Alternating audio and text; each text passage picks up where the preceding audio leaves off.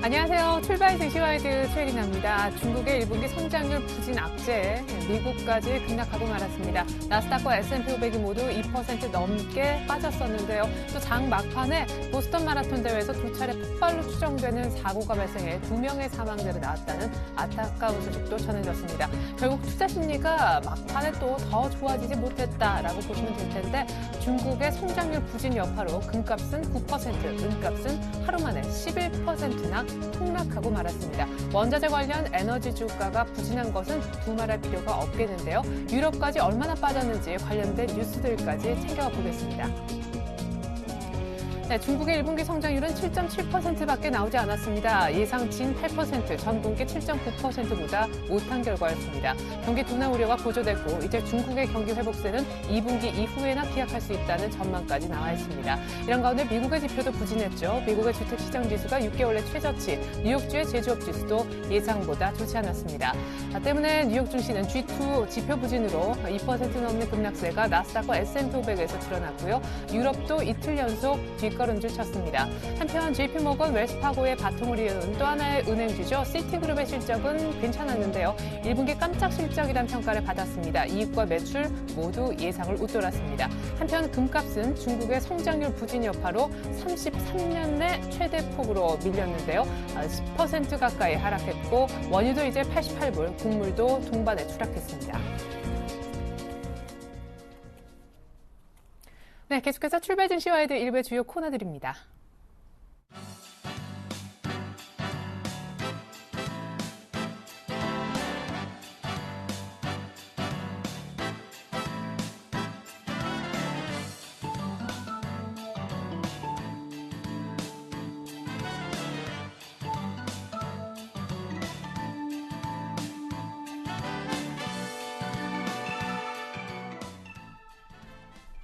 네, 오늘 개장 5분 정도 남겨둔 시점인데요. 오늘 시초가 공략주 알아보겠습니다. 메리츠 정금증권 강정훈 부장님 만나볼게요. 안녕하세요.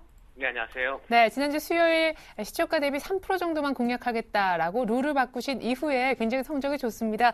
4전 3승 1패인데 안타깝게도 1패가 어제 종목에서 나온 것 같아요. 삼광밴드 AS 부탁드릴게요.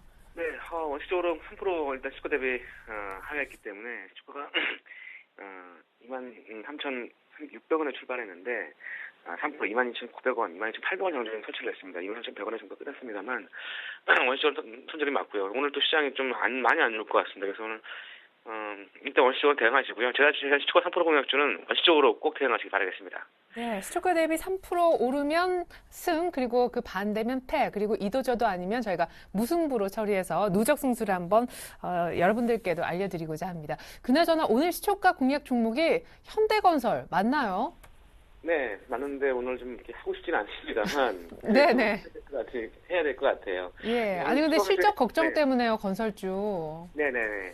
그래서 오늘 좀 준비를 했고요. 네. 소개를 해드리겠습니다. 현대건설 국내 시공령 평가 1위 업체고요. 투자 포인트 바로 말씀을 드리면 납부과대 메리트를 일단 들어야 될 것 같은데요. 오늘 저 그런 측면에서 좀 들고 왔는데 GS건설 쇼크가 이제 건설업종에 아주 큰 폭의 급락을 좀 보였습니다.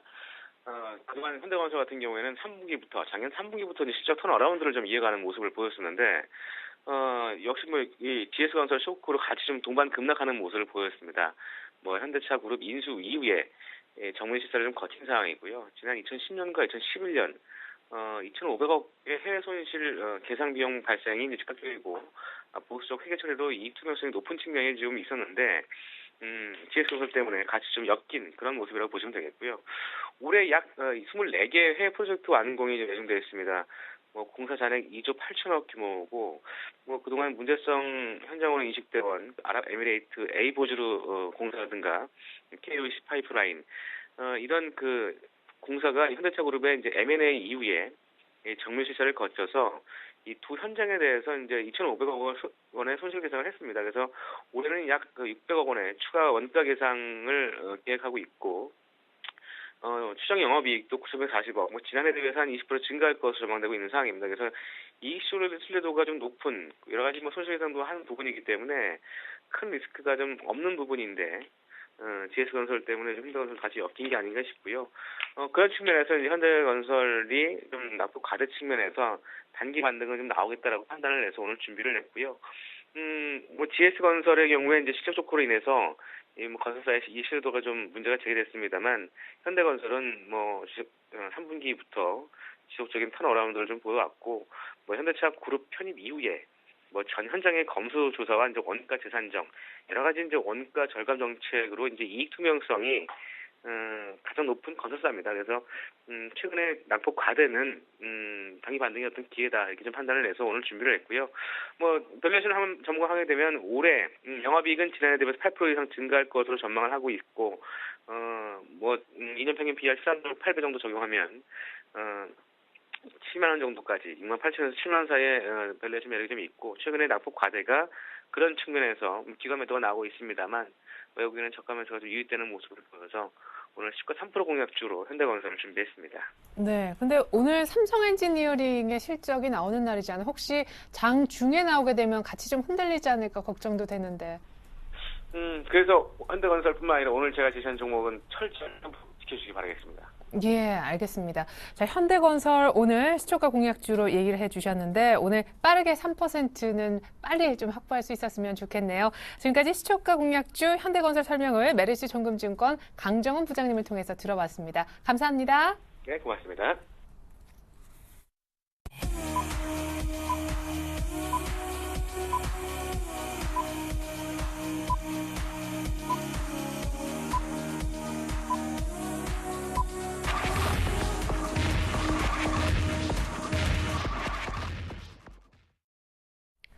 네, 중국의 대외 의존도가 그 어느 나라보다 높은 우리나라가 어제 중국의 1분기 성장률 부진 여파로 장중에 1,900을 한번 위협을 했었습니다. 종가상 겨우겨우 개인의 저가 매수와 프로그램 매수가 붙으면서 1,920을 사수하긴 했었는데 간밤에 잘 나가던 사상 최고치 행진을 거듭하던 뉴욕이 미끄러졌습니다. 역시 중국발 여파 그리고 보스턴 마라톤 대회 폭발 사고 이 두 가지 악재가 겹쳤기 때문으로 보이는데요. 중국발로 글로벌 증시가 급락했다는 것은 중국의 의존도가 높은 우리나라로선 가히 반갑지 않은 일이 되겠고요. 이렇게 되면 엔저 쇼크, 어닝 쇼크 그리고 북한발 악재 여기에 또 하나의 보스턴 마라톤 대회뿐만 아니라 G2의 지표 부진 악재까지 추가가 되는 양상입니다. 오늘 어떤 모습 보여줄까요? 우리 시장 이제 막 개장을 하는 모습이네요.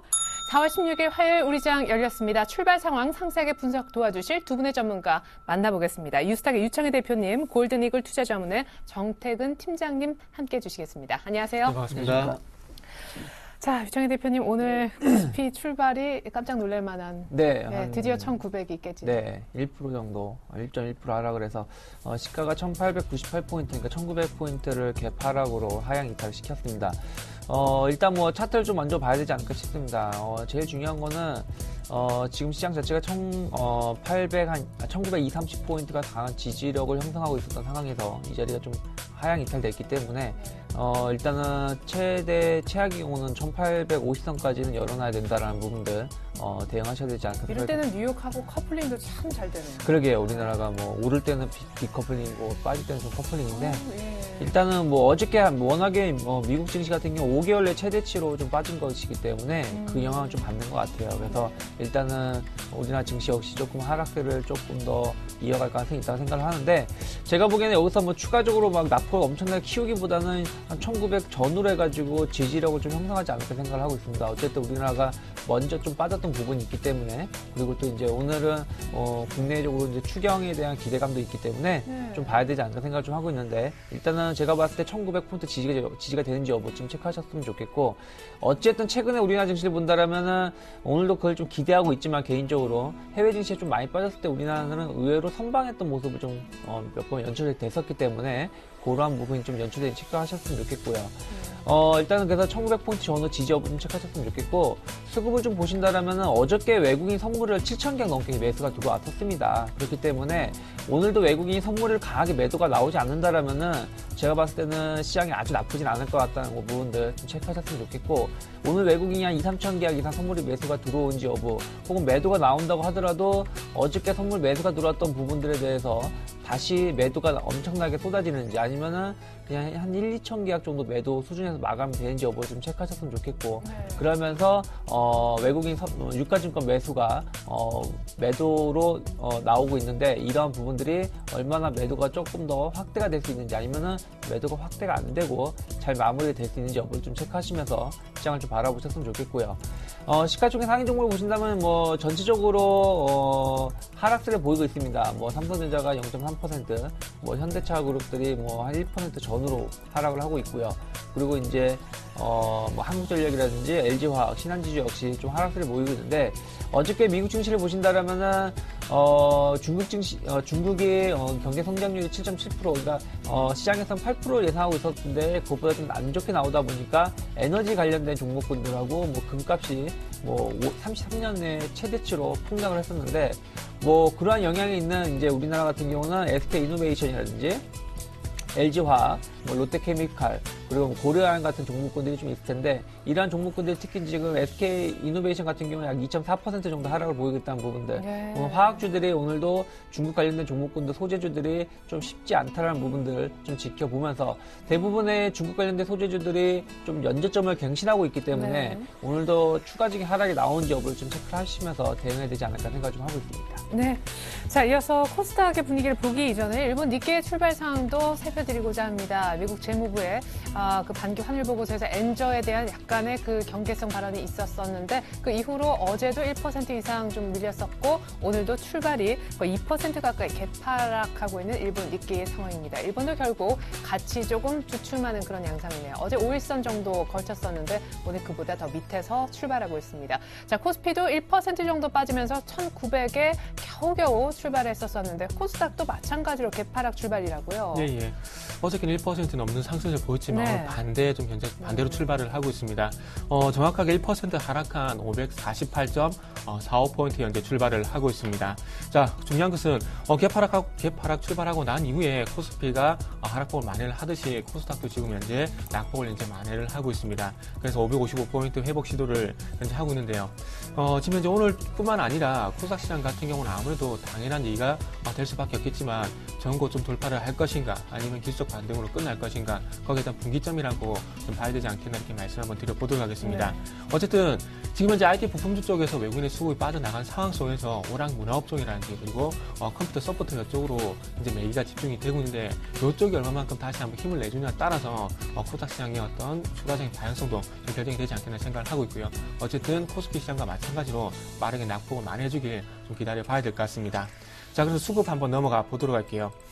어제 같은 경우에 외국인들이 203억 정도 매도 전환이 됐었습니다. 그래서 외국인들이 빠져나간 자리에 연기금이 209억 정도 매수가 유입이 되게 되면서 기관 전체적으로 285억 정도 매수가 들어왔었습니다. 그렇다 보니까 아무래도 기관 수급으로 인한 반등이 좀 있었는데요. 오늘 아침 상황을 좀 보게 된다면 어제와는 현재 반대의 현상이 좀 발생이 되고 있습니다. 투신가 그리고 연기금 쪽에서 현재 매도가 집계가 되게 되면서 기관 전체적으로는 37억 정도 매도가 집계가 되고 있고요. 하지만 개파락 출발하고 난 이후에 반등을 할 수 있는 부분은 아무래도 외국인 수급이 아닌가 생각이 되고 있습니다. 외국인이 현재 56억 정도 매수를 하고 있다는 부분이 어떻게 본다면 코스닥을 이제 방하고 있다 이렇게 좀 해석을 해보고 싶습니다. 네. 자, 그래서 시가총액 상위 종목들을 한번 살펴보게 된다면 전체적으로 그 출발 상황은 좋지가 않습니다. 태완 같은 경우는 현재 출발 개장하고 난 이후에 2%의 하락세가 현재 유지가 되고 있고요. 하지만 여타 종목들은 현재 1% 내외에 현재 하락 출발을 하고 있습니다. 서울반도체, 메가스터디, 태웅, 동서, OCI 머티리얼즈, 네오이즈 게임즈 같은 경우에 1% 정도 현재 하락 출발을 하고 있고요. 하지만 반대로 SK 브로드밴드가 0.6%, 다음이 0.49%, 최근에 실적 모멘텀이 있는 그리고 외국인 수급이 집중이 되고 있는 GS 홈쇼핑 같은 경우에는 0.59% 정도 현재 상승 출발을 하고 있습니다. 예, 감사합니다. 자, 이번에 외환시장으로 한번 가보고요. 잠시 후에 거래소든 코스닥이든 어느 곳에 속해 있든 간에 특징적인 움직임을 보이는 종목군들도 짚어드리겠습니다.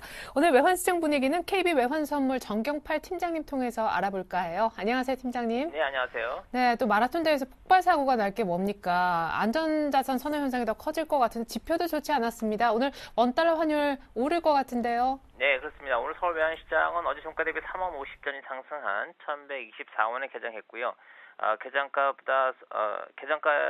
개장 이후 1,122원 90전까지 하락했습니다만 다시 반등하면서 이 시간 현재는 개장가보다 상승한 1,124원 10전에 거래가 되고 있습니다.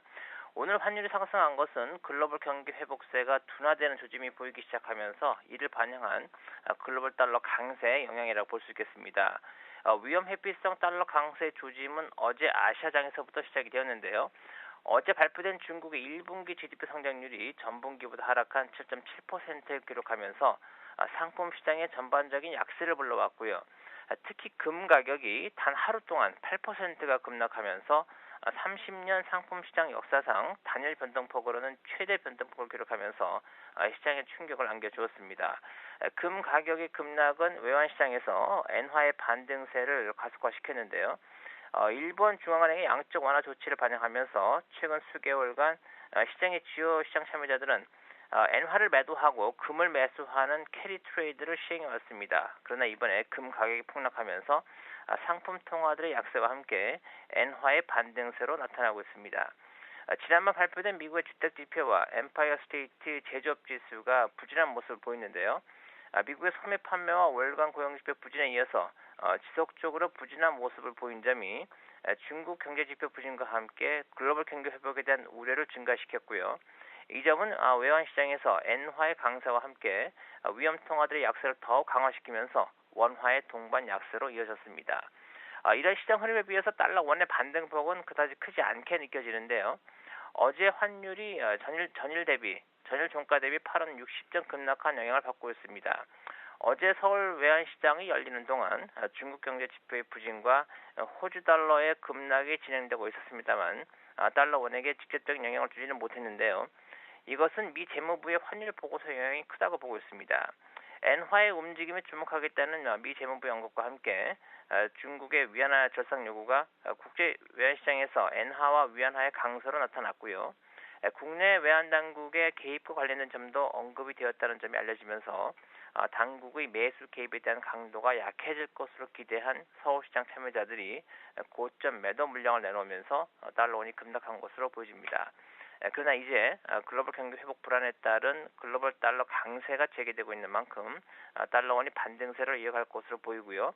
어제 시장 참여자들이 매수 포지션을 상당 부분 정리한 만큼 신규 매수 포지션 형성에 나설 것으로 보여집니다. 오늘 1120원대 중심의 거래 이어지겠습니다.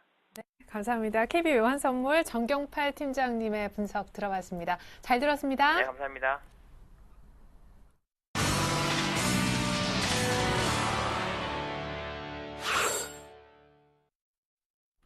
네, 1,900에 뚝 떨어져서 출발했던 코스피도 낙폭을 줄이고 있고 코스닥도 1% 정도 갭 하락 출발했었는데 기관 매수 들어오면서 낙폭을 벌써 반이나 줄여놓았습니다.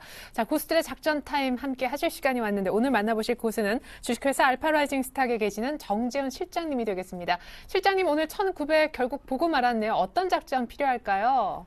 예, 안녕하십니까. 정재훈입니다. 네. 미국 시장이 좀 밀려 내려오면서 우리나라 시장도 1900선 살짝 이탈해주는 그런 모습들이 좀 나타났었습니다. 일단은 반등이 좀 지속이 되고 있는 부분들인데요. 지수적인 그런 흐름들보다는 일단 종목에 좀 압축을 해야 된다라고 좀 말씀을 드리고 싶습니다. 최근의 흐름들을 좀 보시게 되면 대형주들에 대한 부분들을 살펴보게 되면 실적이 좀 안 좋은 그런 모습들이 나타나게 되면 하한가까지 가는 그런 모습들이 좀 나타나고 있거든요. 그런 모습들로 봤을 때는 이 실적에 대해서 상당히 좀 민감하다라고 좀 보시는 게 좋을 것 같습니다. 그렇다면은 여전히 매수를 해보거나 아니면은 전략적으로 좀 살펴보게 된다면 기술적인 흐름상으로서 61선 위에 있는 그런 종목군들, 추세를 타고서 상승해주는 그런 종목군들이 상당히 좀 좋다라고 좀 말씀을 드리고 싶습니다. 지수 권역에서 보게 된다면 기술적인 반등의 흐름들이 좀 나타날 것이고요. 그리고 1900선 이하 권역에서는 충분히 매수 관점으로 좀 보셔도 좋다라고 좀 말씀을 드리고 싶습니다. 그렇지만 아직까지 1분기 실적이 그렇게 썩 좋지가 않은 상황들이기 때문에요. 이 부분들은 확인을 해보고 난 이후에 종목을 접근을 해도 좋겠다라고 좀 말씀을 드리고 싶습니다. 반면에 코스닥 시장 같은 경우는 여전히 좀 강한 모습들이 나타나고 있는데요. 기관 쪽과 외국인 쪽의 수급이 상당히 좀 좋습니다. 그렇기 때문에 오늘 같은 경우도 기관 쪽에서는 매도가 나와주고 있는 그런 모습들이지만 외국인 쪽에서는 매수를 해주고 있는 그런 모습들입니다. 수급의 흐름들만 보게 된다면은 상당히 좀 아이러니하게 개인 투자자분들이 매수를 해주고 있는 거래소 쪽 섹터는 상당히 좀 힘이 들게 진행이 되고 있는 반면에 개인이 매도를 하고 있는 코스닥 섹터는 상당히 좀 좋은 그런 모습들이 좀 나타나고 있습니다. 이런 부분들을 좀 볼 때 참고를 하면서 좀 대응을 해도 좋지 않겠나 싶습니다. 오늘 같은 경우는 일단 미국 시장이 개파락이 나왔었고 우리나라 시장도 개파락이 좀 나와줬기 때문에요. 수급적인 부분들을 필히 좀 체크를 하자라고 좀 말씀을 드리고 싶습니다. 외국인 쪽에서는 매수세가 유입이 되고 있는 그런 부분들이지만 코스닥 쪽 같은 경우는 거의 이제 전고점 부분까지 일단 V자 반등 형식으로 좀 나와주는 그런 모습들이 좀 나타났었습니다. 그렇기 때문에 21선 부근이죠. 약 547포인트가 이탈되는 그런 흐름들이 나타나게 된다면 추가적인 조정이 좀 나올 수 있다라고 좀 보셔도 좋을 것 같고요. 일단 종목별로는 일단 실적이 좀 되는 종목군들 위주로 좀 보시는 게 좋겠다라고 좀 말씀을 드리고 싶습니다. 그러면 종목이 좀 많이 올라가 있는 상황들이기 때문에 어떤 종목군들을 좀 매수를 해야 되는가 그 부분을 한번 고민을 해볼 필요성이 있는데요. 1분기 실적이 좋은 종목군들 아니면 2013년도에 턴어라운드가 되는 종목군들 위주로 좀 보시면 좋을 것 같습니다. 그래서 좀 준비한 종목이 있는데요. 오늘 제가 좀 제안을 해드릴 종목 같은 경우는 크루셜텍이라는 기업입니다. 크루셜텍 상당히 안 좋았던 기업입니다. 2012년도에 실적이 좀 상당히 안 좋게 나타났던 부분들인데요. 2013년도 때는 이제 턴어라운드가 좀 예상이 되고 있는 그런 상황들입니다. 일단 주요 매출처의 변화가 좀 나타나고 있다라고 좀 보셔도 좋을 것 같습니다. 과거에는 이 림사 쪽에 매출 비중이 좀 집중이 되어 있는 그런 모습들이었었는데요. 이제는 삼성 쪽에서 일단 매출이 좀 증가가 되고 있는 그런 모습들이 나타나고 있습니다. 그렇다면은 거래처가 일단 다변화가 되면서 매출을 증가 좀 시킬 수 있다라고 좀 보셔도 좋을 것 같고요. 두 번째 부분들을 좀 보게 된다면 지금 현재 크루셜텍 같은 경우는 지문인식 솔루션 부분들에서 BTP 분야에서 성장성이 좀 부각이 된다라고 좀 보셔도 좋을 것 같습니다. 지금 애플에 대해서 어센텍이 인수를 했죠. 그 부분들 때문에 아마 지문인식 관련해서 특허 부분들이 분쟁이 좀 일어날 소지가 있습니다. 그렇기 때문에 이 지문인식 관련해서는 크루셜텍이 아마도 어센텍과 이제 어깨를 나란히 할 만한 그런 기술력을 좀 보유하고 있는 기업이기 때문에요. 하반기 갈수록 크루셜텍은 아마도 집중적인 그런 조명을 좀 받을 수 있겠다라고 좀 말씀을 드리고 싶습니다. 현재 S기업과 대기업사와 좀 협의를 좀 진행 중에 있다라고 좀 보셔도 좋을 것 같습니다. 그렇기 때문에 단기적인 흐름들뿐만이 아니라 중장기적인 흐름들로 봐도 좋겠다라고 좀 말씀을 드리도록 하겠습니다. 가격적인 좀 전략을 좀 말씀을 드리고 하겠는데요. 지금 현재 4% 정도 상승을 해주고 있는 그런 모습들입니다. 기술적인 흐름상에 21선 위에서 거래가 되고 있는 그런 모습들인데요. 일단은 지금 시초가 부근이 약 한 11,400원 정도입니다. 11,400원 정도 때부터는 충분히 좀 매수 포인트를 잡아와도 좋겠다라고 좀 말씀을 드리고 싶고요. 단기적으로 보신다면 목표가를 전고점 부근인 13,000원 정도 때까지 보시면 좋을 것 같고요. 좀 여유 있게 보신다라고 하신다면 15,000원 정도 때까지는 상승을 할 수 있다라고 좀 보셔도 좋을 것 같습니다.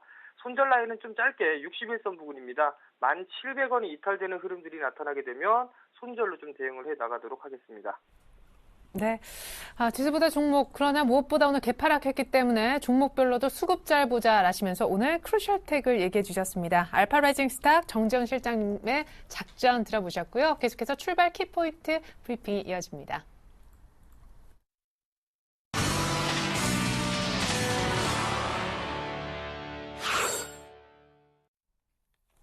네, 코스피는 그래도 1910선까지 올라왔고 코스닥도 550선 챙겨있는 지금 양시장의 낙폭은 0.4%대 정도, 그래도 약보합이라 부를 만한 수준까지 낙폭을 많이 줄였습니다. 이제 특징적인 종목 챙겨드릴게요. 그리고 대응법도 함께 알아보겠습니다. 먼저 거래소 쪽인데요. 오늘 역시 잠깐 언급해 주셨지만 금값이 이틀 연속 폭락하면서 고려아연 주가도 많이 망가지고 있는 것 같아요. 유증부담 안고 있는 만도도 추가 하락. 하지만 STX 그룹주하고요. 건설주는 약간 반등세가 나타나네요. 네, 지금 고려아연 같은 경우가 조금 8% 정도 어저께 이어서 오늘도 조금 급락세를 좀 보이고 있습니다. 일단 금값이 33년대 최대치 거의 한 10% 가까운 급락을 보였기 때문에 고려아연 역시 그 영향을 받을 수밖에 없는데, 일단은 추가적인 하락이 더 나올 수 있는 모양새가 연출되고 있다는 부분들, 반등이 나온다고 하더라도 28만 원 이상 올라가기에는 좀 단번에 올라가기 쉽지 않다는 부분들 체크하셔야 되지 않을까 생각을 하고 있어요. 그래서 고려아연 같은 종목을 저가 매수하는 관점은 그렇게 바람직하지 않다는 부분들 좀 전해드리고 싶고요. 네. 만도 같은 경우도 이제 어저께 이제 한라건설이죠. 한라건설 이제 유상증자 참여를 한다 이런 얘기가 나오다 보니까 어저께 좀 하한가를 갔었고, 오늘 같은 경우도 거의 장중 10% 까지 하락을 했다가 지금은 9% 정도 하락세를 좀 보여주고 있는데, 뭐, 지금은 뭐, 답이 없다고 생각하셔야 될 것 같아요. 일단은 이 종목 역시, 반등이 나온다고 하더라도 뭐, 8만원 이상 넘어가기는 쉽지 않다, 단번에. 일단은 지금 같은 경우는, 좀 확인하고 대응할 자리다. 그러니까 보유하고 계신 분들은 조금 늦었다고 생각하시더라도 좀 일부 현금화를 좀 하셔야 되지 않을까라는 생각을 좀 하고 있다는 부분들, 체크를 좀 하셔야 될 것 같고요. 오늘, 일단 그래도 좀 긍정적인 뉴스가 좀 체크를 하자라면은 어저께 이제 STS 그룹이죠. STS 조선해양이 채권단으로부터 6,000원 정도 지원이 나올 수 있다라는 부분이 얘기가 나오면서 어저께 상한가가 나왔었습니다. 그리고 이제 오늘 같은 경우는 STS 다렌이 유상증자를 할 수 있다는 얘기가 나오면서 또 ST 조선해양 또 8% 정도 상승세를 보이고 있다는 부분들. 일단 재무적 리스크로 부담감으로 인해서 주가가 급락을 해서 7,000원대에서 뭐 4,000원, 3,000원대까지 뭐 한 열흘 만에 한 마이너스 50에서 한 60% 이상 손실이 났다가 네. 일단 주가가 다시 그런 부분들이 리스크가 좀 완화가 되면서 좀 주가가 반등을 보이고 있는데, 그렇다고 하더라도 지금 1차적으로 반등 줄 수 있는 위치까지 다 줬다라는 부분들 체크하셔야 되지 않을까 생각하고 있어요. 그래서 뭐 추가적인 상승 나온다고 하더라도 뭐 4,300원 이상 올라오기는 쉽지 않다는 부분들, 그렇다면은 보유하고 계신 분들은 일부 현금화를 좀 해야 할 수 있는 권역이거나 신규 매수 같은 경우는 좀 자제를 하시는 게 좋지 않을까 생각을 좀 하고 있고요. GS건설 같은 경우도 일단은 3일 연속 거의 뭐 폭락세가 나왔었죠. 네. 폭락세가 나왔다고 어저께 뭐 하한가가 풀리긴 했었지만은 거의 뭐 하한가나 마찬가지겠죠. 그래서 3일 연속 거의 뭐 마이너스가 거의 50% 가까이 주가가 하락, 40% 가까이 주가 하락한 다음에 네. 기술적 반등이 나오고 있는데, GS건설 같은 경우는 좀 지켜봐야 되지 않을까 생각을 하고 있어요. 물론 어닝 쇼크로 인한 주가는 반영은 어느 정도 이루어졌다고 생각을 좀 하고 있지만은, 이러한 부분들이 뭐 일시적인 게 아니라 추가적으로 더 확대될 수 있다는 부담감이 작용하고 있기 때문에 반등이 생각보다 약할 수 있다는 부분들 좀 열어놓고 대응하셨으면 좋겠고요. 네. 중국 얘기가 좀 나왔기 때문에 좀 관련된 뭐 기계 업종이라든지 뭐 소재주 좀 보신다라면은 전체적으로 약세를 보이겠습니다. 특히 근데 어저께 이미 우리나라 같은 경우는 증시 중국 영향을 좀 받았기 때문에 네. 뭐 두산 인프라코어라든지 두산 중공업 같은 경우 어저께 다 폭락이 나왔었죠. 그러다 보니까 오늘 하락세는 뭐 중국 영향보다는 미국 증시 영향 때문에 좀 빠지고 있다는 부분들, 철강 같은 경우는 마찬가지다라는 부분들 좀 체크하셨으면 좋겠고, 뭐 정유화학도 뭐 그런 맥락으로 인해서 생각했던 것보다는 일단은 견조하게 좀 하락세를 좀 보이고 있다는 부분들 체크하셨으면 좋겠습니다. 예. 자, 이번에 코스닥 쪽에는 테마나 역시 코스닥 쪽 특징주도 챙겨볼까 합니다. 알랑가 몰라. 예. 사이테마 오늘 어떤지요? 노래 들으니까 어때요? 저는 좋은 것 같아요. 처음에는 이거 글로벌 마케팅 아니야? 뭐 이렇게 중간에 이제 랩하는 그런 부분도 네. 그렇고, 근데 너무 이제 외국인들 발음하기 좋게. 네. 근데 그 뭔가 빠져드는 매력이 있더라고요. 아무래도 프로덕션이 조금 미국 쪽이다 보니까 그런 것 같아요. 예. 조금 싸이스러움은 없어진 것 같아요. 근데 조금 아쉬운 점은. 아, 그래요? 제 개인적인 생각입니다. 그 얘기 우리 끝나고, 예. 네. 자, 싸이는. 네. 일단 뭐 싸이 관련해가지고 여러 예. 가지 관련 종목들이 어제 코스닥 시장은 솔직히 말씀드리면 싸이가 올렸다는 게 좀 맞을 것 같아요. 그 엔터테인먼트 관련 업종들이 상당히 강세를 보이게 되면서 그쪽으로 매수가 집중이 되면서 1% 넘는 상승세를 보였기 때문에 아무튼 싸이가 코스닥을 살렸다 이렇게 좀 봐야 될 것 같은데요. 과연 싸이가 얼마만큼 코스닥 시장을 살릴지 좀 중요할 것 같습니다. 자, 그래서 뭐 드리고 싶은 말씀은 YG 엔터테인먼트라든지 그리고 오로라 항상 어떤 이슈가 발생이 되면 거기에 관련된 주식을 찾는 게 우리 증권 시장이죠. 그렇기 때문에 YG 엔터테인먼트 먼저 좀 봐야 될 것 같은데요. 자, 일단 실적인 수혜주 그리고 이제는 기대감으로 끝날 어떤 주식들 이렇게 좀 나눠서 봐야 될 것 같은데, 어쨌든 결론적으로 말씀드리고 싶은 부분은 지금 전체적으로 종목이 오르는 이유는 아무래도 아직까지는 기대감이라 봐야 될 것 같습니다. 자, 일단 YG 엔터테인먼트 이 회사 같은 경우는 아무래도 그 싸이 소속사기 때문에 어떤 콘서트 매출이란지 그리고 미국에 진출할 때 음반 매출이란지 거기에 어떤 로열티를 받아갈 수 있기 때문에 이후에 어떤 실적인 수혜가 예상되는 회사이기 때문에 당연히 부각이 될 수밖에 없겠죠. 그리고 오로라 같은 경우에도 지금 싸이 캐릭터 매출 뿐만 아니라 YG 엔터테인먼트의 어떤 캐릭터 어떤 그 판매권을 독점으로 현재 계약을 했기 때문에 어떤 캐릭터 매출까지 확대가 된다면은 오로라는 이후에 한번 체크를 해봐야 될 종목 같은데요. 오늘도 또 상한가네. 예, 예.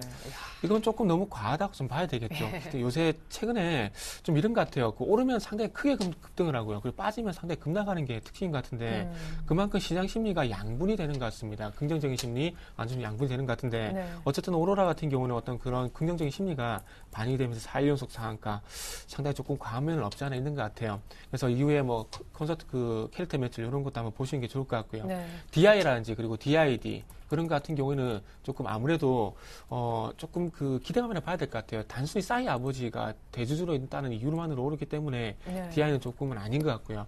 그리고 한 가지 더 수혜주가 있더라고요. 하이트진로. 그 뮤직비디오에 그 하이트진로 자사 제품이 이제 노출이 되고 있는데요. 그래서 유튜브에 3천만 건 이상 노출이 되다 보니까 이런 어떤 광고 효과를 좀 노리는 것 같습니다. 전혀 말도 안 된다고 좀 보기 힘들 것 같고요. 아무래도 그 짜파구리로 인해서 농심 매출이 그 상승했다는 부분을 보게 된다면 하이트진로 반등도 너무 터무니없는 얘기는 좀 아니지 않나 이렇게 좀 봐야 될 것 같고요. 네.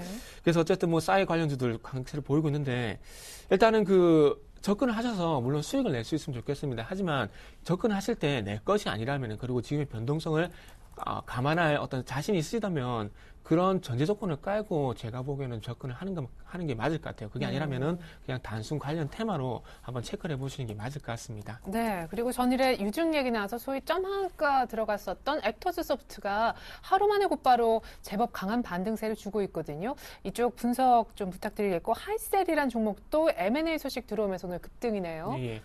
액터즈 소프 같은 경우 한가에 떨어졌었는데 오늘 5.7% 현재 반등을 주고 있습니다. 일단은 회사의 어떤 그 성장성에 대해서 조금 무게 중심을 두는 것 같아요.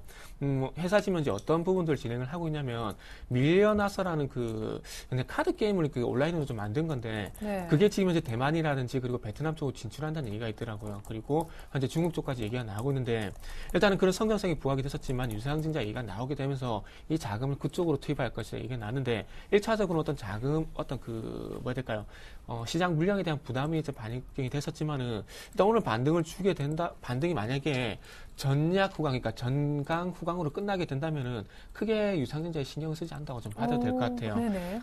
이전에 제가 한번 말씀드렸다 까먹은 종목인데 사람인 HR도 그 당시에 그 유상증자 얘기가 나오게 되면서 하락을 했었는데 결국에는 3일 연속 상승을 하게 되면서 지금 현재 17,000원까지 올라왔거든요. 네. 그렇게 본다면은 사람인 HR 어떤 예를 한번 들어보게 된다면 액터즈 서포트도 유상증자보다는 좀 전에 말씀드렸던 해외 진출 모멘텀이 반영이 되게 된다면 당연히 조금 반등을 줄 가능성도 좀 있지 않겠나 이렇게 좀 봐야 될 것 같고요. 네. 자, 하이셀은 이렇게 간단한 그 아이디어를 드리자면은 그 부분인 것 같아요. 신규 성장 모멘텀이 이제 장착이 될 것이다. 이렇게 좀 보시면 될 것 같습니다. 이 회사 같은 경우에는 백라이트 시트라고 모니터라든지 그리고 그 TV와 같은 어떤 화면에 들어가는 그 필름을 만든다고 좀 보시면 될 것 같아요. 네. 그래서 이거 만드는 회사인데 일단은 그쪽으로는 아무래도 그 모멘텀이 없는 것 같습니다. 그렇다 보니까 이런 그 실적 모멘텀을 좀 타개하기 위해서 일단 휴대폰 사업으로 좀 진출을 했는데요. 그래서 그 휴대폰 스마트폰 부품업체라 보시는 게 더 맞겠죠. 이 회사를 인수를 하게 되면서 거기는 어떤 시너지 효과를 좀 노리는 것 같습니다. 본래 어떤 그 M&A가 나오게 된다면 인수업체가 강하고 피인수업체는 좀 주가가 약하기 마련인데 이번에 어떤 하이셀의 어떤 M&A 얘기는 아무래도 M&A를 통한 어떤 신성장 모멘텀이 장착이 됐다. 그래서 이러한 어떤 실적에 대한 부분들이 좀 더 긍정적인 평가를 좀 받지 않겠나 이런 부분들이 반영이 된다고 보시면 될 것 같아요. 하지만 이런 시너지 효과가 이후에 얼마만큼 기존의 회사들의 어떤 점유를 뚫고 나가냐가 아무래도 관건일 것 같습니다. 그래서 단기적으로 M&A 모멘텀, 단기적으로는 네. M&A를 비롯한 신성장 모멘텀 보시는 게 맞을 것 같고요. 그리고 네. 좀 장기적으로 보게 된다면 시장 점유를 통한 어떤 매출 확대 이런 부분들을 좀 체크하시는 게 좋을 것 같습니다. 네. 자, 이어서 전일자 관련해 수급 특징주 살펴보고요. 전일 수급 특징주를 통해서 우리가 오늘 꼭 알아야 할 투자 팁까지 확인해보는 시간입니다. 전일 수급 특징주입니다. 자, 유가증권 시장에 대해 전일 개인들이 그리고 지난주 금요일부터 사기 시작했는데요. 금요일날 한 3천억대 그리고 전일에도 1,000억 이상 샀었죠.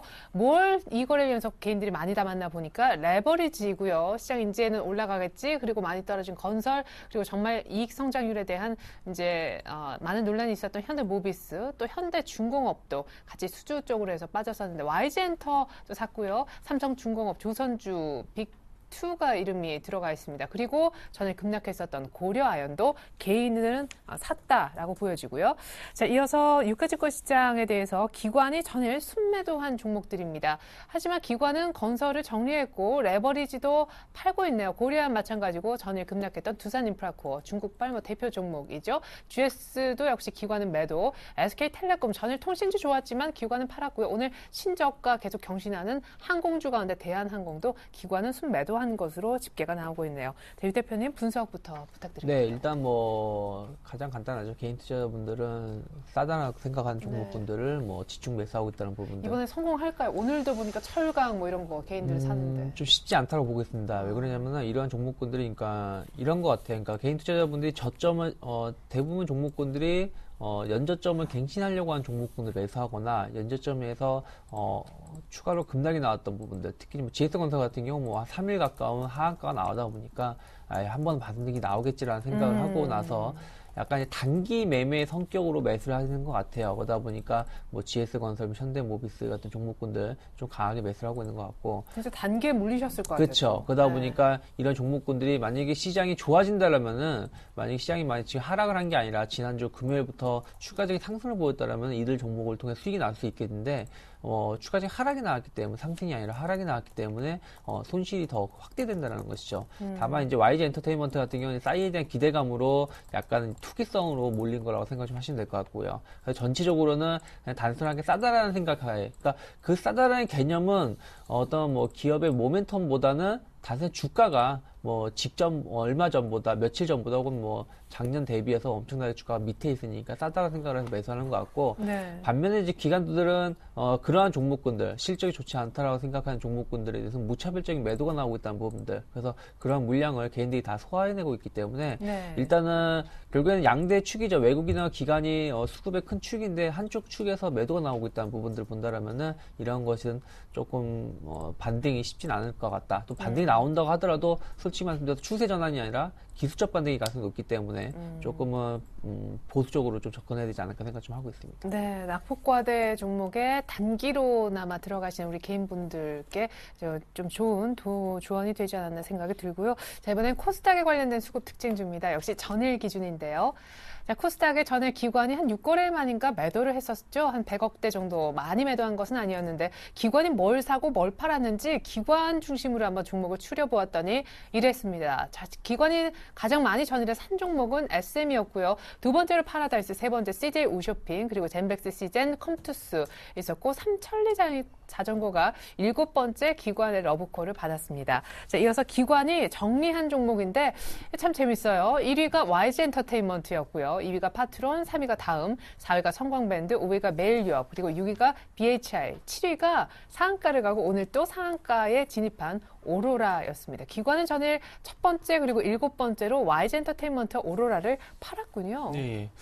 참 좀 아이러니컬하죠. 네, 개인들이 참 관심 많은 많이 종인데. 올라갔었는데요. 네. 일단은 뭐 그런 부분인 것 같습니다. 일단 테마 그 이상 그 이하로 좀 보지 않는 것 같습니다. YG 엔터테인먼트 그리고 오로라가 올라와 있는 부분이 어떻게 본다면 싸이 공통주라 좀 봐야 될 것 같은데요. 일단은 그 최근의 반등이 아직까지는 기대감이라는 부분들이 그리고 테마라는 부분들이 이제 좀 반영이 좀 되는 것 같습니다. 그렇기 때문에 일단은 기관이 매도한다. 개인들 좀 조심해야 될 필요가 있겠죠. 그리고 아까 전에도 말씀드렸죠. 조금 전에도 말씀을 드린 부분이긴 하지만 최근에 어떤 그 주가의 어떤 반응들이 양분이 되고 있다고 말씀드렸어요. 급등이 나오거나 급락이 나오고 있다고 말씀드렸는데 지금은 급등을 하고 있지만 반대로 급락할 가능성도 있기 때문에 개인분들 YG 엔터테인먼트, 오로라 상당히 조심해야 될 필요가 있다고 좀 말씀드려보고 싶고요.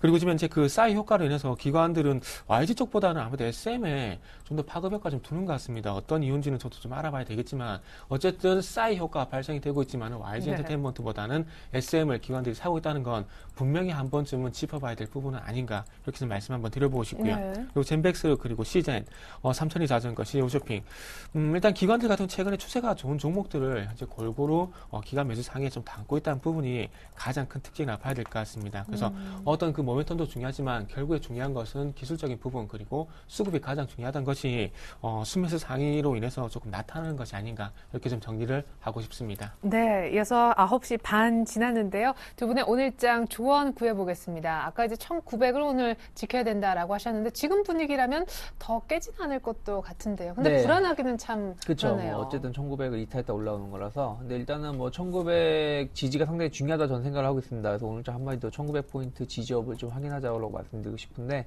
아까도 말씀드렸다시피 일단 제가 말씀드린 대로 1900포인트가 약간 지켜지면서 양봉이 나오고 있습니다. 그러니까 최근에 우리나라 본다면 해외 증시가 좀 급락이 나왔다고 하더라도 우리나라 증시는 워낙에 먼저 빠져 있다 보니까 상대적으로 반발 매수가 들어오고 있다는 부분들 체크하셨으면 좋겠고, 일단은 그래서 오늘 1910호 지금 지수대에서만 마감을 해도 상당히 선방하는 거다라고 생각하시면서 좀 바라보셨으면 좋겠고. 네, 그럼 실질적인 투자는 어떻게? 제가 보기엔 실질적인 투자는 일단은 내일보다는 한 주 후반 정도 지켜보면서 목요일이랑 금요일 정도 시장 주가 추이를 보면서 신규 자금을 투입을 해도 큰 문제는 없을 거라 생각을 좀 하고 있습니다. 그래서 일단은 좀 주식 비중이 높으신 분들, 그러니까 뭐 코스닥 시장에서 주식 비중이 높다고 해서 뭐 대부분 수익이 많이 나고 있다는 부분들을 얘기하는 게 아니라 코스피 시장에서 주식 비중이 좀 높으신 분들은 조금은 현금화 좀 하시는 것도 나쁘지 않다고 생각을 좀 하고 있고요.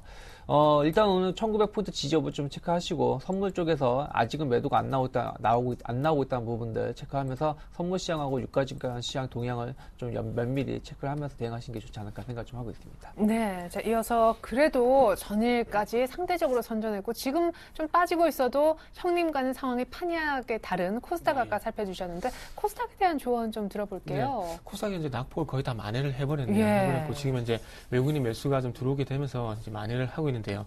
자, 일단은 그 코스닥 기관 수급에 조금 아이디어를 드렸는데, 기관이 매수하는 종목의 공통점이 추세가 괜찮거나 잘 버티고 있는 종목입니다. 그래서 제가 오늘 준비한 멘트는 코스닥 전고점 이제는 기관 수급이다, 이렇게 좀 말씀 한번 드려보고 싶어요. 지금 현재 어쨌든 555포인트까지 올라있었던 원동력은 누가 보더라도 외국인이 IT 부품 쪽으로 상당히 매수가 강하게 들어갔었습니다. 네. 그리고 난 뒤에 1차적으로 그쪽에서 매기가 좀 빠지다 보니까 급락이 나왔었는데, 최근에 와서 기관이 어쨌든 그 외국인이 빠져나간 자리를 채워주게 되면서 반등이 나왔습니다. 그래서 외국인의 수급 다시 한번 끊길 가능성이 저는 있다고 보고 있거든요. 그렇기 때문에 코스닥 시장이 전고점을 돌파를 못하더라도 적어도 버텨주기 위해서는 지금 시점에서는 당연히 좀 기관 수급이 필요하다. 그러면서 조금 정리를 해보도록 하고 싶습니다. 네. 자, 코스닥은 빠르게 올라오긴 했는데 오늘도 그렇고요. 이제 여기서부터 수급이 또 중요할 것이다라는 얘기. 그리고 코스피는 오늘 1900을 위협받았는데 역시 지지 여부와 선물 쪽 수급까지 잘 살펴보시기 바라겠습니다.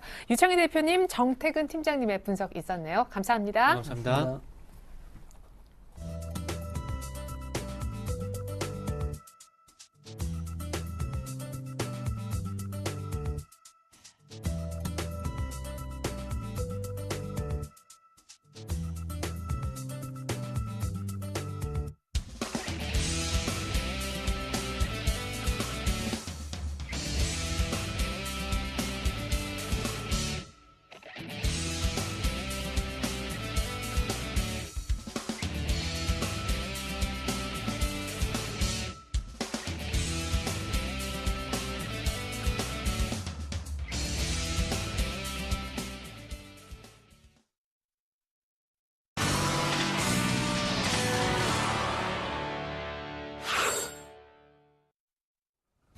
안녕하세요. 증권사 모닝전략 김혜영입니다. 오늘도 각 증권사에서 내놓은 리포트 내용 보다 자세하게 살펴봅니다. 삼성증권입니다. 오늘 위메이드 추천해 주셨습니다. 현대증권에서는 소재와 산업재해 충격 원인과 반등 시점의 모색이라는 리포트 살펴주셨고요. 동양증권에서는 결론은 IT다. IM투자증권에서는 믿었던 중국마저 기대 이하라는 리포트 살펴주셨습니다. 자세한 내용 살펴봅니다. 삼성증권 오늘 위메이드 추천했습니다. 2013년 역시 국내 모바일 게임 시장은 급성장이 예상되고 있고, 또 중국의 본격적인 2013년부터 LTE 서비스를 시작한다는 점 역시 동사에 긍정적인 영향을 미칠 것으로 판단됩니다. 또한 미래의 전설을 통해 중국 진출에 성공한 경험이 있어 이 동사는 모바일 게임 부문에 있어 성공 가능성이 높을 것으로 기대합니다. 또한 동사가 보유하고 있는 카카오톡의 지분 가치 역시 이 주가에 긍정적인 영향을 줄 것으로 판단됩니다. 이어서 현대증권 살펴봅니다. 최근 불거지고 있는 소재와 산업재 섹터의 폭락은 크게 세 가지에서 그 원인을 찾아볼 수 있습니다. 먼저 첫 번째는 상품 가격 하락과 이 셰일가스 개발로 인한 국내 수주 산업의 위기이고, 두 번째는 GS건설의 실적 발표로 이 현실화된 1분기 실적의 불확실성과, 마지막으로는 주가 하락 추세 진행에 따른 수급 불균형 심화 역시 이 폭락의 원인입니다. 이 가운데 대형주의 실적 발표가 후반부에 진입하는 이 4월 말까지는 소재와 산업재 섹터는 제한적인 흐름이 이어질 것으로 전망됩니다. 다만 반등 시점에서는 경기 민감도가 높은 업황이라는 점과 이 실적 추정치의 하향 안정화, 또한 기술적 분석을 통한 저점대 근접을 살펴볼 때 이 화학 업종으로의 접근이 유효하다고 판단됩니다. 이어서 동양증권 살펴봅니다. 거듭된 어닝 쇼크와 그에 따른 이 전망치 하향 조정에 지친 한국 증시의 투자자들은 이 향후 IT를 살펴봐야 할 것 같습니다. 연간 이익 전망치가 오랜만에 상향 조정 전환됐지만 그 속을 들여다보면 IT밖에는 결국 보이지 않는 상황인데요. 여전히 하향 조정 종목이 압도적으로 많고 어닝 쇼크에 대한 불안감에 불을 낸 건설주를 중심으로 산업재와 소재 섹터의 하향 조정이 이어지고 있습니다. 다만 증시에는 이미 호재보다는 악재를 선반영한 것으로 보여집니다. 이어서 오늘은 IM투자증권 주대영 대리님 연결해 자세한 리포트 내용 살펴보겠습니다. 안녕하세요. 안녕하세요. 네, 리포트 내용 살펴주시죠. 네, 지금 현재 살펴볼 수 있는 것들이 이제 중국 먼저 좀 무너져 있는 그런 느낌을 받고 있습니다. 지금 중국 GDP 같은 경우가 7.7% 나타내면서 전일 국내 시장의 변동성을 좀 키우는 모습이었는데요. 다행히 삼성전자가 하방 경직성을 발휘해서 지수는 어느 정도 받쳐주는 그런 모습을 보여주고 있는데요. 지금 이 여파가 미국까지 지금 전이된 모습입니다. 원자재 시장 좀 살펴보면요. 금 같은 경우 마이너스 9% 거의 폭락 수준이죠. 은은 마이너스 11%까지 빠지면서 지금 원자재하고 유가 쪽까지 함께 지금 에너지랑 원자재가 함께 좀 테러를 당한 그런 느낌이 보여지고 있는데요. 지금 불확실성이 좀 제거되는가 했더니 지금 원자재 쪽에서 강한 그런 부러진 현상이 나타나기 때문에 당분간 증시는 좀 약보합권에서 머물 수 있는 그런 위치라고 볼 수 있습니다. 국내 코스피 같은 경우는 1900선에서 지금 어느 정도 하방 정직성을 보여주고 있는 모습인데요. 일단 선물 지수를 살펴볼 때 시장 베이스의 변동폭이 워낙에 큽니다. 마이너스 0.7까지 한번 내려간 적이 있었는데요. 지금 현재 수준은 0.6까지 올라와 있으니까요. 베이시스가 1포인트 이상 변동성을 보여주고 있기 때문에 지금 현재로서는 불확실성이 조금 국내 증시를 지배하고 있지 않나라고 보고 있습니다. 보스턴 마라톤 대회에서 어느 정도 테러로 예감되는 그런 사고도 있었기 때문에 지금은 조금 약간 숨죽이고 있는 그런 모습이라고 볼 수 있고요. 하지만 국내 시장 지금 현대차 3인방이 어느 정도 낙폭과대 이후 되돌림 구간에 좀 들어와 있기 때문에 지수에 대해서는 그렇게 큰 걱정은 안 하고 있는 상태입니다. 하지만 조선철강 화학 쪽으로 좀 매기세들이 실종되어 있는 상태라서 개인들이 느끼는 체감지수는 조금 많이 하락해 있다라고 볼 수 있는데요.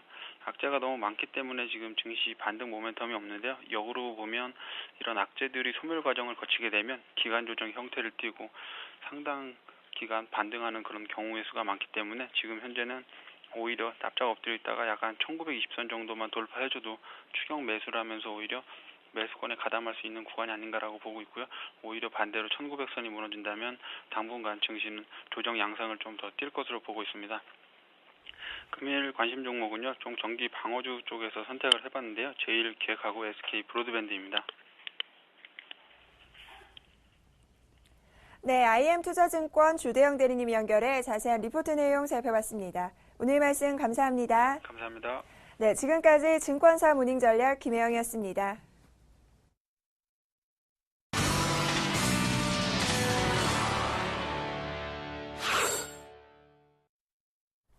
네, 글로벌 이슈 속 숨겨진 한 줄의 의미를 알아보겠습니다. 꼼꼼하게 그 숨겨진 의미를 찾아주고 계신 IM투자증권 김동섭 이사님 연결해 볼게요. 안녕하세요. 네, 안녕하세요. 네, 더딘 회복세를 띠고 있는 글로벌 경제가 돌연 추락할 수도 있다라고 하는 보도를 파이낸셜 타임즈에서 냈는데 그러고 보니 중국의 1분기 성장률도 안 좋았고 밤사이 또 최근에 미국의 지표도 부진합니다. 금값은 또 왜 폭락했는지 금값의 의미도 여쭤보고 싶은데요. 파이널 타임즈에서 그 브루킹스 연구소와 이제 공동으로 해서 타이거 지수라는 걸 만드는데요. 이게 이제 2011년 중순 이후에 정체되어 있다는 거죠. 그래서 전 세계 경제가 도약할 힘을 갖추지 못했다라는 것을 얘기하고 있는데요. 지금 그 시장이 갑자기 악재를 맞은 것처럼 주가가 막 하락을 하죠. 미국 같은 경우에도 오늘 거의 1.79% 하락을 했는데요. 사실 새벽 3시부터 4시 사이에는 반등을 시도했습니다. 반등을 시도했는데 4시에 보스턴 마라톤 대회에서 폭발 사고가 나면서 주가를 확 끌어내리는 모습이었죠. 이런 어떤 그 생각지 못했던 도란 추락할 수 있는 그런 얘기가 혹시 이런 것도 연결됐나 하는 생각이 좀 들 정도였는데요. 제가 볼 때는 아직 그 성장이 회복되지 못한 것이 좀 문제가 되고 있는 것 같고요. 그다음에 유로존의 위기가 좀 재부상되고 있거든요. 유로존 내에서도 지금 계속해서 유로화의 문제 또는 그 유로존의 잔류냐 탈퇴냐 뭐 이런 얘기가 좀 오가는 모습으로 봤을 때는 좀 상당히 좀 그 가능성에 대한 부분은 좀 있을 수도 있겠다라고 생각하지만 아직 글로벌 경제가 그렇게 약한 어떤 체력을 가지고 있다라고 판단하지는 않고요. 오늘 새벽에 아시겠지만 금값이 9% 하락을 했거든요. 이 9% 하락이 정말 깜짝 놀랐습니다. 33년 만에 최대폭 하락을 했는데요. 얼마 전에 골드만삭스에서 내년도 금값을 거의 1,300불대를 제시했었거든요. 맞아요. 근데 바로 한 2, 3일 만에 내려가서 어안이 벙벙한 상황인데요. 네. 지금 아마 이건 여러 가지 해석이 가능하겠죠. 첫 번째로는 원자재 시장의 가장 핵심 국가인 중국이 GDP 성장률이 7.7% 정도 나오면서 시장 예상치를 하회했다라는 부분, 이것이 이제 경기 둔화 가능성에 대한 부분이 열리면서 원자재 소비가 좀 줄어들 거 아니냐라는 그런 부분이 있을 수 있고요. 또 하나는 투기 세력들이 이탈했을 가능성에 대한 부분 또한 한번 생각해 볼 수 있는 부분입니다. 어쨌든 그 시장에 좀 이상한 악재가 나오면서 어저께 꽉 막힌 글로벌 경제에 도론 추락할 수 있다라는 파이널 타임스의 얘기가 현실화되는 게 아닌가라고 생각할 수 있는 부분이 있겠지만 제가 볼 때는 그런 것은 아닌 거라고 보여지고 있고요. 오히려 유가도 같이 하락하기 때문에 인플레이션에도 큰 영향이 없다라는 거, 그렇다면 일시적인 악재 정도로 바라봐야 되지 않을까라는 생각을 해봅니다. 네. 한편 유로존 재정 위기 이후에 독일의 경제가 너무 탄탄하니까 이 독일의 입김이 세지자 다른 유로존에 있는 경쟁 국가들의 견제 목소리도 높아지고 있다고 합니다. 이유 내에서 괜찮은 인재들은 다 독일로 향하고 있다고요? 독일이 세계 3위 경제 대국이고요. 군사도 한 7위 정도 된다고 하죠. 근데 이민사회 통합재단이라서 SVR에 의하면 2004년 이후로 폴란드나 체코, 루마니아, 불가리아에서 대학 졸업자들이 굉장히 많이 유입이 되고 있는 그런 상황이라고 합니다. 근데 이제 여기서 문제는 뭐냐면 독일이 유로존을 통합하는 과정 속에서 약 한 2,200억 유로 정도를 쏟아부었거든요. 근데 그게 이제 지분이 많다 보니까 그렇게 됐는데 그 지분만큼의 자기 역할을 라보다는 자기 권리를 좀 찾으려는 그런 모습이 굉장히 큽니다. 이래서 이번에 키프로스 문제도 예금에다가 헤어컷을 적용하는 거에 대해서 거의 독일에서 관철을 시켰고요. 또 은행 동맹, 그러니까 지금 유로존이 합해했다면 당연히 은행 시스템도 다 통합이 돼야 되거든요. 거기에 대한 감독권을 20에 주자고 했는데 그것도 그냥 반대를 하는 거죠. 자기가 취할 건 취하고 버릴 건 버리는 그런 상황이 계속 나오고 있다 보니까 너무 그쪽이 독선적인 상황이 아니냐라는 식이 되고 있고, 그래서 지금 시장에서 유로존 탈퇴 가능성이 굉장히 많이 나오고 있죠. 키프로스도 얘기 나왔었고 그리스도 나오고 있고 지금 이탈리아 같은 경우는 재선이 남았는데 유로존 탈퇴 가능성이 굉장히 시사되고 있는 부분이 있는데요. 제가 볼 때 네덜란드까지도 지금 유로존 탈퇴 목소리가 나오고 있다고 합니다. 이렇게 되면 유로존이 시스템적으로 약간 좀 위험함을 좀 가져올 수 있고요. 얼마 전에 조지 소로스도 독일에 대해서 그런 얘기를 했죠. 긴축을 계속 주장해서 유로존이 성장을 못하고 있으니까 뭔가 길을 열어줘야 된다. 그래서 유로본드를 만들어야 되는 거 아니냐라고 이런 식으로 얘기를 했었는데요. 네. 독일의 독주는 좀 생각을 해봐야 될 것 같습니다. 왜냐하면 유로존에서 어떤 일을 할 때마다 독일이 한 번도 찬성을 한 적이 없습니다. 제대로. 그래서 지금 사실 유로존이 더 성장할 수 있는데 성장을 못하고 있거든요. 거기에 가장 피해를 받는 중에 나라가 하나가 피그스도 있겠지만 프랑스 같은 경우에는 성장을 전혀 못하고 지금 계속 후퇴하고 있는 상황이거든요. 그래서 독일에 대한 독주를 막는 역할이 아마 조만간 나오지 않겠느냐라는 생각이 좀 들고 있고요. 그로 인해서 저성장이 성장 국면을 맞이할 수 있는 기회도 오지 않을까라고 생각을 해봅니다. 네, 이런 가운데 조지 소로스도 독일 경제가 침체에 빠지는 쪽에 환시장의 베팅을 끝냈다라는 소식이 있네요. 유로화 흔들기 시도하고 있다고요?